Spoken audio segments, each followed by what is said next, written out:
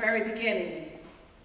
Women didn't generally travel in the holds of slave ships, not like the men. They took the dreaded journey right there in the open and on the quarterdecks, unshackled, purposefully, intentionally unshackled, making their bodies accessible to the criminal whims and the vile sexual desires of slavers, accessible to the entire crew of slave ships for raping, humiliating, and molesting, for brutal, brutal, brutal excesses that disgrace human nature. This atrocity was well documented.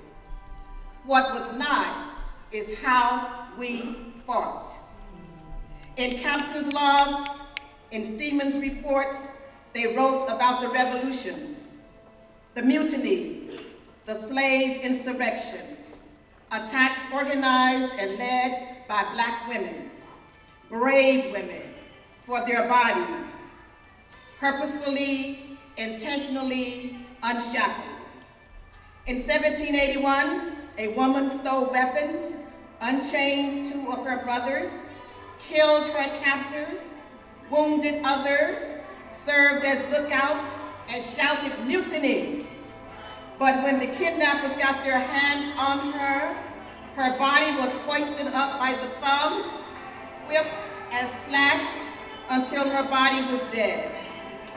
But that did not stop it. 4 years later, even more stories.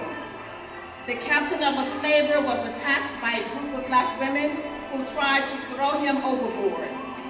A month later, another incident. 2 Black women helped 32 Black men and 2 Black boys in mutiny, and ships were taken over. Ships were taken over. We don't know how many ships were taken over, how many ships were returned back to Africa because of these Black women, brave women. Ironic, isn't it? Because it would seem that a primary reason for allowing women to roam the deck free was the natural assumption that women, that their bodies could be easily overpowered. We fought. We fought. Yes. We fought. Yes. And when Black women could not steal the weapons to fight, in protest and reclamation of their bodies, they threw themselves down ship hatchways. They marched themselves overboard, plunging into the ocean. Others just starved themselves to death. We were stolen women. These were our